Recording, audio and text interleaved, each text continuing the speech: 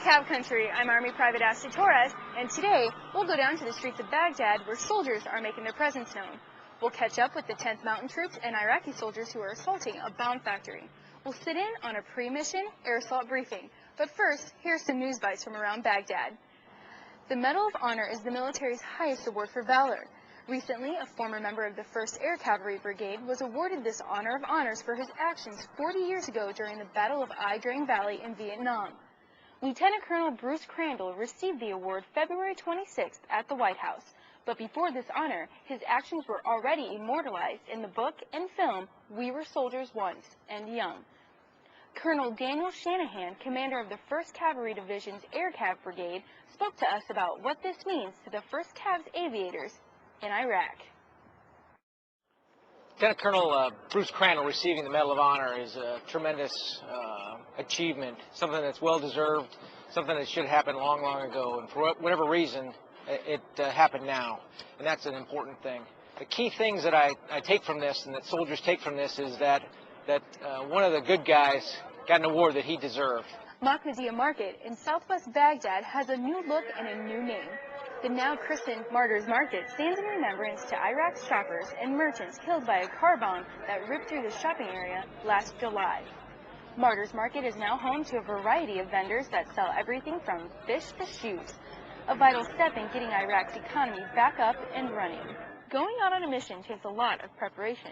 Soldiers don't just hop onto a Humvee or jump into a bird. They have to plan things out first, and they have to go over every possible situation and scenario that could happen while they're out. Army Sergeant Jesse Granger went along with 10th Mountain Division on an air assault mission, and he shows us what it takes to get the mission off the ground. In just a few short hours, these two men will lead their platoon on an air assault mission into a village in Baghdad. They've done this before, but they go over every last detail of the plan to ensure that they're ready for whatever happens. Usually you make a plan, you stick to a plan, minor adjustments on the ground as you see what the terrain's actually like instead of looking at it from imagery. You make a plan, pretty much you follow through, not to the T, like I was saying, little tweaks, not really a problem. Bravo team will take first.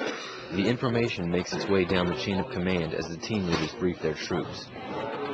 This time, they'll be looking for high-value targets. The operation is the result of months of intelligence work. They collected probably over 100 local nationals from the area, and from that, they vetted a lot of the guys like we're doing now. They got a lot of information, they collaborated it with other sources, and okay, this guy's saying the same thing as these other three guys, the guy's got to be here. The younger, less experienced troops listen to the mission brief intently. For the plan to work, they have to be able to trust their leaders with their lives. This is my first deployment. Most of our leaders are all been deployed before, along with a lot of the Joes, so I already know that they've seen a lot worse than what we've seen here anyway. And I know they can handle it, so I don't really worry about it too much. One final platoon mission brief covers any last questions the troops may have. But even after all the detailed planning and rehearsals, some of the soldiers are still anxious.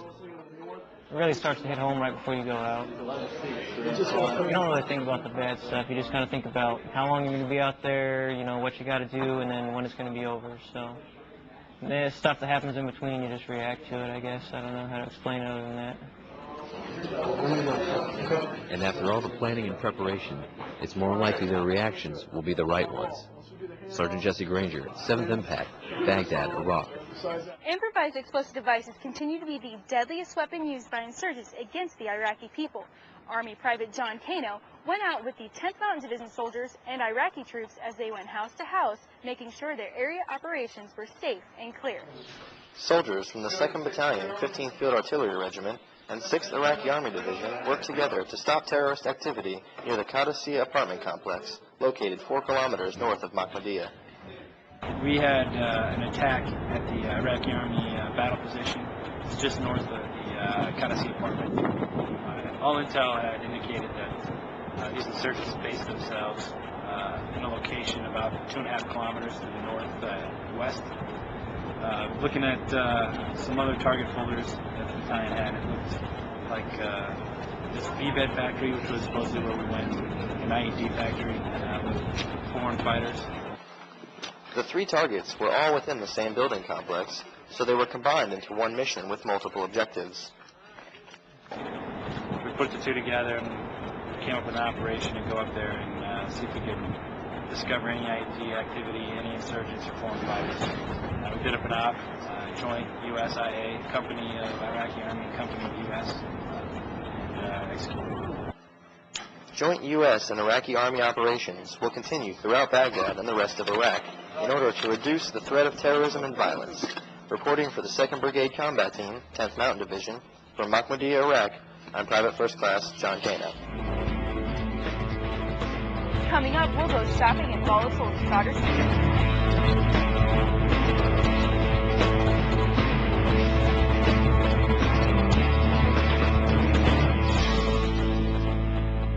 A mission here in Iraq is to make the streets of Baghdad a safer place.